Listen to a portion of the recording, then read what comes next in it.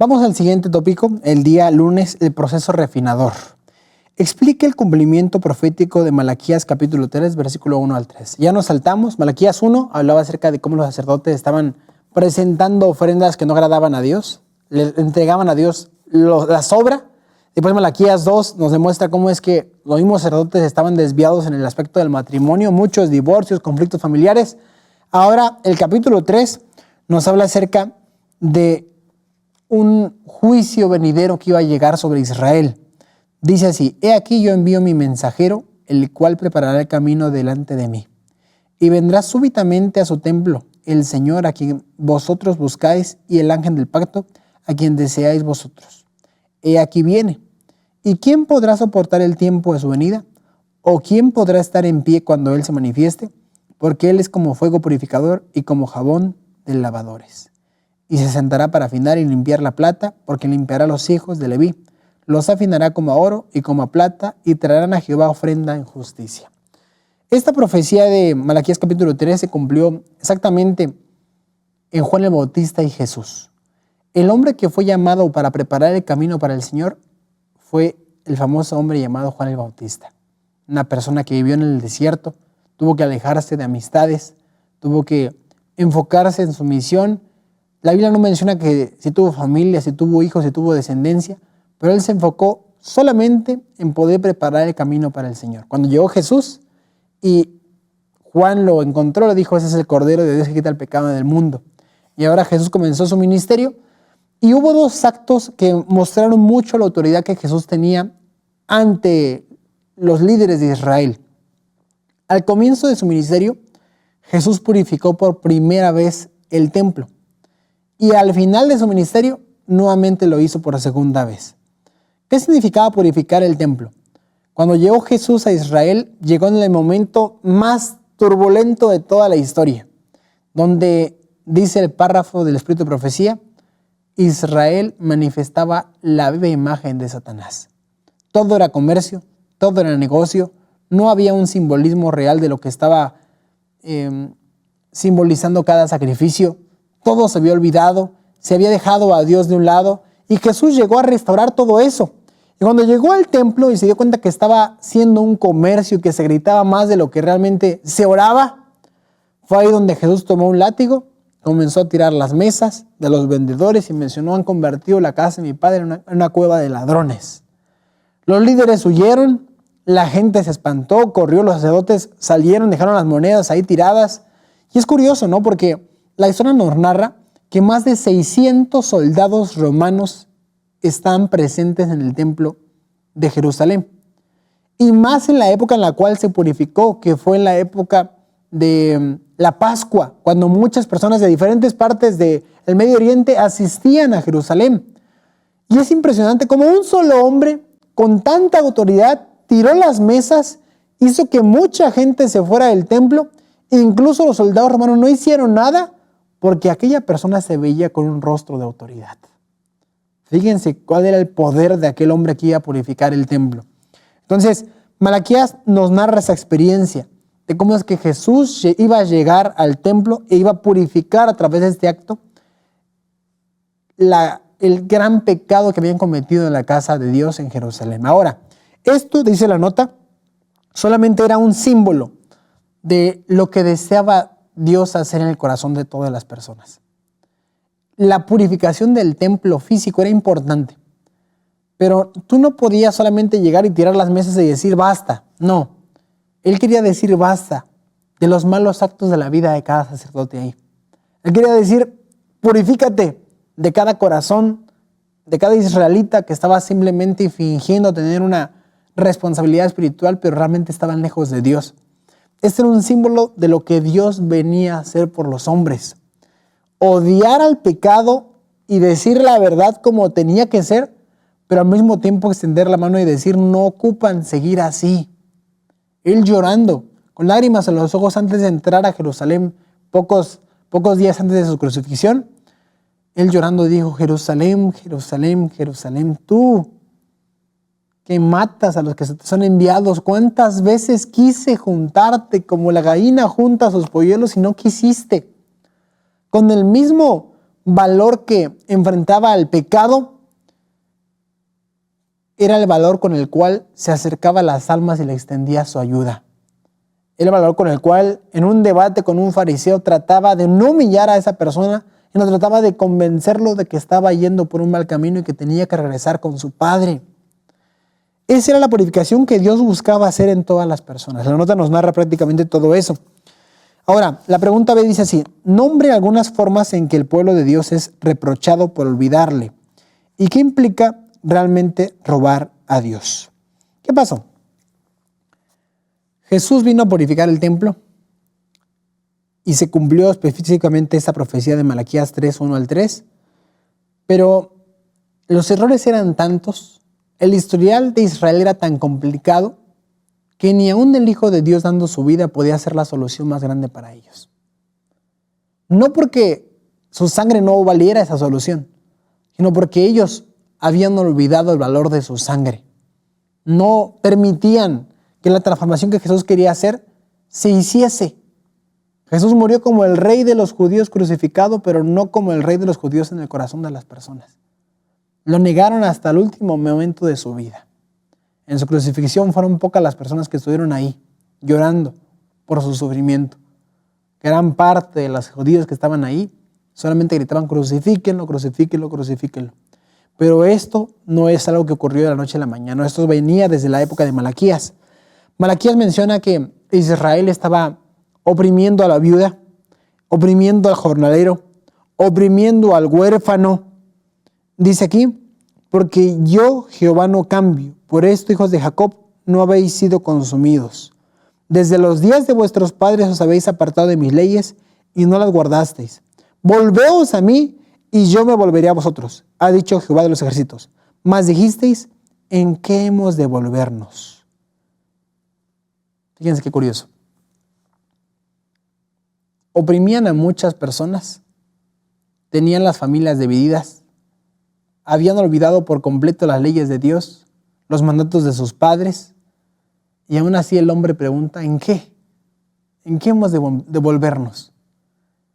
Lo complicado de olvidar los principios divinos, lo complicado de sumergirse tanto en el pecado que ya ni siquiera te des cuenta el nivel de maldad del cual estás metido. Si algo es triste del pecado en nuestras vidas, es que el pecado ciega tus ojos. Tú un día puedes decir una mentira y después dices: ay no, ¿por qué la dije? ¿Por qué la dije? Tu conciencia está ahí trabajando. Pero si la dices otra vez y otra vez y otra vez, llegará un momento en que tu conciencia ya no va a hablar mucho, o la voz estará muy lejos que será difícil escucharla o identificarla. Y pensarás: creo que no tiene nada de malo. Cuando el hombre llega a ese momento, llega un momento donde Dios quiere hacer de todo para salvarte, pero tú mismo impides la salvación de Dios. Tú mismo dejas a un lado la ayuda que Él te quiere ofrecer. Y es ahí donde se peca contra el Espíritu Santo. El pecado contra el Espíritu Santo, dice Mateo capítulo 12, es un pecado que no tiene perdón. No porque Dios no lo pueda otorgar, sino porque tú no lo quieres recibir. Por eso, cada acto pequeño es importante. Cada mentira que llegamos a decir tiene un efecto que puede arruinar nuestra vida si no corregimos en el momento adecuado. Entonces, había dos errores. Uno, oprimían a la gente. Y dos, dice aquí el versículo: ¿robará el hombre a Dios? Pues vosotros me habéis robado. ¿En qué te hemos robado? En vuestros diezmos y en vuestras ofrendas. El hombre quiere todo para sí mismo. Y Dios estipuló un sistema de benevolencia sistemática donde el hombre, si entregaba y entregaba y entregaba, podía tirar ese egoísmo del corazón. Los diezmos y las ofrendas que se entregan en la iglesia, mucha gente tiene un concepto errado de ello. Dice: no, es que se lo va a robar el pastor, no, es porque es una organización y esa organización ya está con corrupción dentro, y es lavado de dinero y de aquí a allá. Pero el principio no es errado. Dios estipuló este principio para que fuese bendición para las personas. Si tú entregabas un 10%, era para que quitaras ese egoísmo que no te deja soltar un poco de dinero para ayudar a otras personas. El principio es sano. Los que corrompieron el principio son las iglesias que han hecho de este principio algo incorrecto. Pastores que se roban el dinero, pastores que lo usan para cosas negativas. Pero si la gente pudiera entender que el diezmo y la ofrenda, bien utilizados, bien enfocados, son para bendición de muchas personas, se podría dar más. Se entregaría más y el concepto errado que el mundo tiene del diezmo se quitaría por completo. Y es importante, ¿no?, colocar hincapié en esto porque es una forma en la cual honramos a Dios. Ahora tú me puedes preguntar, pero ¿cómo Dios te quiere bendecir, pero al mismo tiempo te quita? ¿Cómo Dios te promete abundancia, te promete riqueza, pero al mismo tiempo Dios te quiere quitar un porcentaje de tu dinero? Los judíos entregaban el 25% de sus ganancias, ¿ok? Para Dios, 25%. Si ganaba 100 pesos, 25 eran para Dios. ¿Pero por qué? Porque ellos sabían que todo lo que ellos recibían era simplemente un regalo de Dios para ellos. Que la fuerza, la energía, el sol, la agua, la lluvia, la casa, todo era de Dios. Y de lo que ellos recibían, ellos entregaban un poco y devolvían a Dios en símbolo de agradecimiento. Todo lo que tú tienes en casa es dado por Dios. Y Dios solamente te pide el 10%, porque te está probando para saber hasta qué momento estás dispuesto a soltar aquello que Dios te entregó para el beneficio de otras personas. Hasta qué punto tu egoísmo es dejado a un lado para que tú puedas ayudar a alguien más. Entonces, el tema de los diezmos y de las ofrendas en la época de Israel también se encontraba presente, e incluso en los más altos cargos de Israel. Dios dice así: hemos de proponernos deliberadamente que honraremos a Dios con nuestros bienes, y luego no hemos de permitir que nada nos tiente a robarle los diezmos y las ofrendas, que son la parte que le corresponde. Hemos de ser inteligentes, sistemáticos y constantes en nuestros actos de caridad hacia los hombres y en nuestras expresiones de gratitud hacia Dios por los beneficios que nos brinda. Este es un deber demasiado sagrado para que sea dejado al azar o a ser controlado por el impulso o el sentimiento. Cuando estoy bien entrego, cuando estoy bien doy, pero cuando no estoy bien no entrego y no doy. Eso es un principio bíblico establecido. El diezmo fue establecido desde la época de Abraham. Génesis capítulo 26 nos narra que Abraham guardó los mandamientos y las leyes y estatutos de Dios. Y una ley que desde el principio se estableció fue la ley del diezmo. Jacob también entregó todo el diezmo de las pertenencias que él tenía en símbolo de agradecimiento. Ahora, hay personas que dicen, no, hoy voy a dejarlo pendiente, hoy no lo voy a entregar, porque pienso que si lo invierto aquí puedo tener más dinero y después puedo dar aún más. El consejo es, en el momento en que ganes algo de dinero, apartes de tu ganancia el 10% y lo entregues a Dios. Porque a veces puede pasar que tengas una tentación, que tengas otra cosa por ahí, guardes para ti ese dinero y después lo que podía ser de una bendición, después termina siendo maldición. La historia nos narra experiencias complicadas de personas que quisieron guardar para sí parte que ya habían prometido para Dios. Ananías y Zafira es un ejemplo claro. El libro de Hechos nos narra una experiencia de este matrimonio. Prometieron dar toda la venta de un terreno para la iglesia y al momento en que la vendieron guardaron una parte para sí. Y por guardar eso, murieron. Entonces, no ocupamos pasar por crisis si hoy tenemos el mensaje de poder otorgarle a Dios lo que le pertenece. Malaquías también nos narra, pruébenme.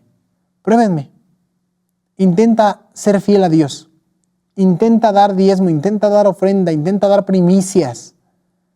Y cuando intentes probar a Dios, yo abriré las ventanas de los cielos y derramaré bendición hasta que sobre y abunde en tu casa. Es la promesa del cielo.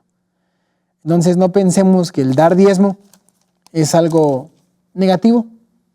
Para los hijos de Dios debe ser un privilegio. porque estamos ayudando a las personas que más lo necesitan. Y así terminamos el día lunes.